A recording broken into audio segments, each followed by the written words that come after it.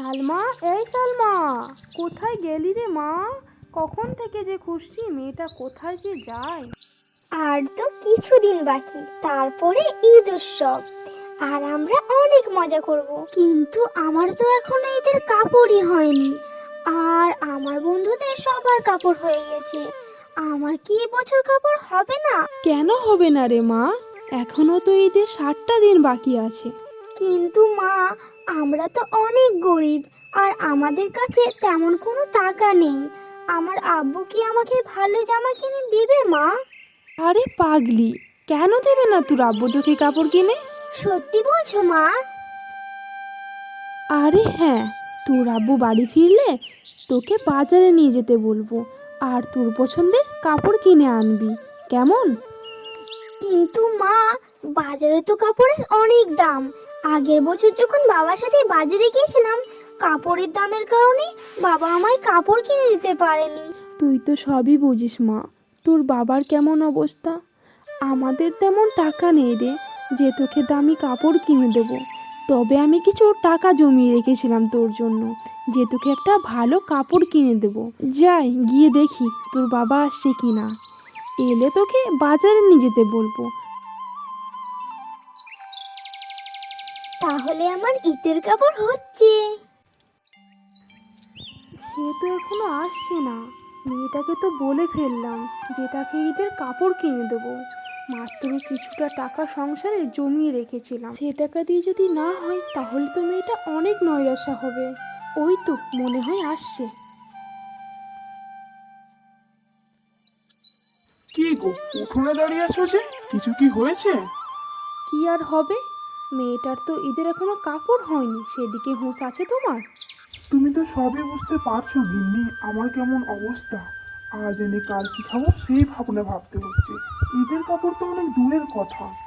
হ্যাঁ হ্যাঁ, আমি সবই বুঝতে পারছি, আর আমি জানতাম এমনই হবে, তাই আমি আগে থাকতে কিছু টাকা জমিয়ে রেখেছি। যাও মেয়েটাকে একটু বাজারে নিয়ে যাও, দেখো আর পছন্দের কাপড় পাও কি না।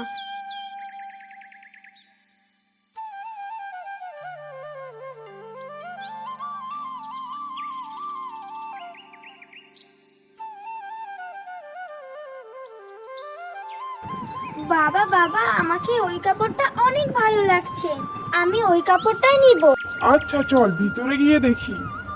আচ্ছা দাদা, ওই যে বাইরে রাখা আছে কাপড়টা, ওইটার দাম কত? ওইটার দাম 3000 টাকা। আপনার চাই ওটা? ওই কাস্টমার, বাইরে যে জামাটা রাখা আছে ওটা এখানে নিয়ে এসো। আরে আরে দাদা দাঁড়ান, আমি ওই জামাটা এখন নিতে আসিনি, আমি তো শুধু দামটা জিজ্ঞেস করলাম। আরে মশাই, আগে বলবেন তো, ঈদের বাজারে শুধু শুধু টাইম নষ্ট করছেন। আচ্ছা আজকে আমি আসি, আমি কিছুদিন পর ওই জামাটা নিয়ে যাব, তাহলে কি থাকবে? আরে দাদা, এটা কি বলছে? এটা কিভাবে সম্ভব? এটা ঈদের বাজার, থাকলে পাবে, না থাকলে পাবে না। বাবা, আমার ঈদের কাপড় কি আর হবে না তাহলে? এই পাগলি মেয়ে, কে বলেছে তুই ঈদের কাপড় হবে না? আমাকে 2 দিন সময় দে, আমি তোকে ওই কাপড়টাই এনে দেবো, কেমন? কি রে, তোর বাবা তো এখনো আসছে না, এদিকে তো রাত গড়ে আসছে, তার তো কোনো দেখাই নেই। মা, বাবা আমাকে কাপড়টা কিনে দেওয়ার জন্য অনেক পরিশ্রম করছে, আর আমার বাবাকে দেখে অনেক মায়া হচ্ছে। চাই না এমন কাপড় মা। তাই বলি, যেমন রোজগার তেমন চল। সেই বলে না এক কথাই, চাঁদ হয়ে বামনকে ধরা, তেমন হয়েছে তোদের বাপ বিটি। আচ্ছা, একটা অল্প স্বল্প কাপড় নিলেই তো হয়ে যেত, কোথায় থেকে এত দামি একটা কাপড় চয়েস করে নিয়েছি। ওই কাপড় কি আর আমাদের কপালে আছে বল? আর এত দামি কাপড় কিনতে গেলে তোর বাবাকে কতটা পরিশ্রম করতে হবে তুই বল তো মা, তুই একটু বুঝিস না কেন রে? ঠিক আছে মা, আমাকে এত কথা শোনাতে হবে না, আর আমার ঈদের কাপড়ও চাই না। আমি আর ঈদের কাপড়ের জন্য কিচ্ছু বলবো না। আমি যেমন আমি তেমনই থাকবো। আমি চললাম বাড়িতে। এই তো, যেমন বলেছি তেমনি গায়ে লেগেছে। কি যে করি মেয়েটাকে নিয়ে, যেমন মেয়ে তার তেমন বাবা, একটু বুঝালেই তো হয়ে যেত, বাচ্চা ছেলে। আর যেমন বলেছে কাপড়টা নেব, বাবাও তেমন ধ্যাতাং ধ্যাতাং করে নাচতে শুরু করে দিচ্ছে, না মেয়েকে ওই কাপড়টাই চাই। আরে বাবা, বাজেটের বাইরে হলে কি করে দেবে কাপড়টা, সেটা একবারও আসছে না মাথায়। যাই, যা ইচ্ছে তাই করুক, আমার বাবা এত দেখে লাভ নেই। মেয়েটাকে তো বলে ফেললাম যে তাকে ঈদের কাপড় কিনে দেবো, তবে আমার কাছে তো তেমন টাকা নেই। যাই দেখি কিছু একটা করা যায় কিনা। যাই গিয়ে দেখি মালকিনের কাছে কিছু টাকা পাই কিনা।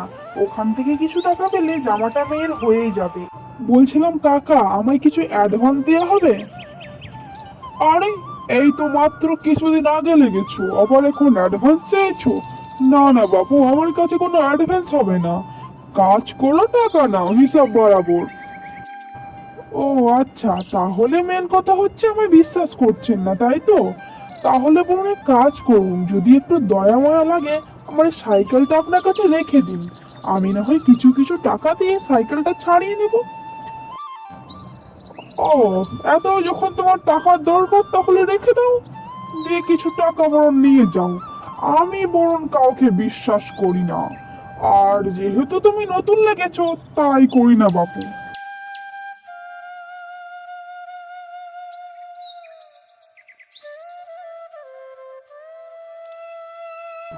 কি রে, মুখটাকে যে মনমরা করে বসে আছিস, ঈদের কাপড় কি চাই না? না বাবা, আমার এদের কোনো কাপড় চাই না। কেন, তোর আবার কি হলো? কারণ আমরা গরিব, আর গরিবদের কোনো কাপড় হয় না। আর আমাদের আবার আনন্দটাই কি? আমাদের কাছে তো কোনো টাকা পয়সা নেই। আমাদের আনন্দ করতে গেলে অনেক টাকা চাই, কিন্তু সেটা আমাদের নেই বাবা। তাই আমার কোনো কাপড় চাই না। আরে মা, এমন কথা কেন বলছিস তুই? তোর বাবা কি কষ্ট লাগবে তুই জানিস না?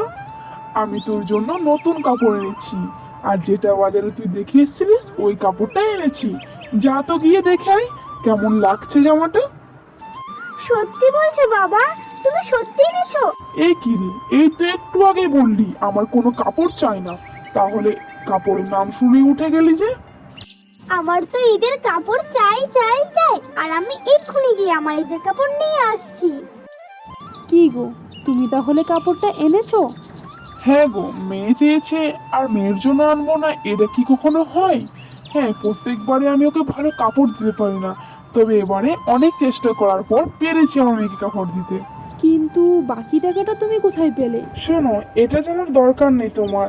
আর শুধু এটা জেনে রাখো যে আমি কটা দিন পায়ে হেঁটে দোকানে যাব।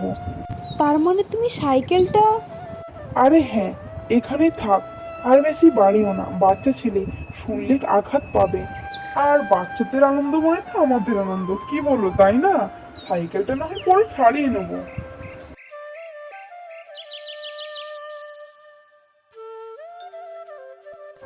এই কি কাকা আপনি?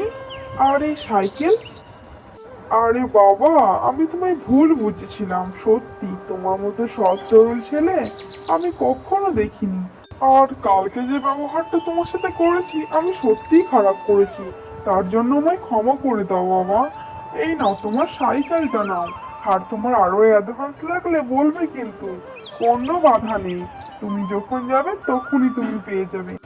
আরে না না কাকা, আমার যতটুকু প্রয়োজন ছিল আমি নিয়েছি। তবে যাই গো, দোকানটা আবার ফাঁকা পড়ে আছে। তুমি কিন্তু ঈদ উৎসবটা কাটিয়ে আসবে কিন্তু দোকানে, তুমি ছাড়া দোকানটা কেমন শূন্য। হ্যাঁ হ্যাঁ কাকা, অবশ্যই, তবে আপনিও কিন্তু আসবেন আমাদের ঈদ উৎসবে।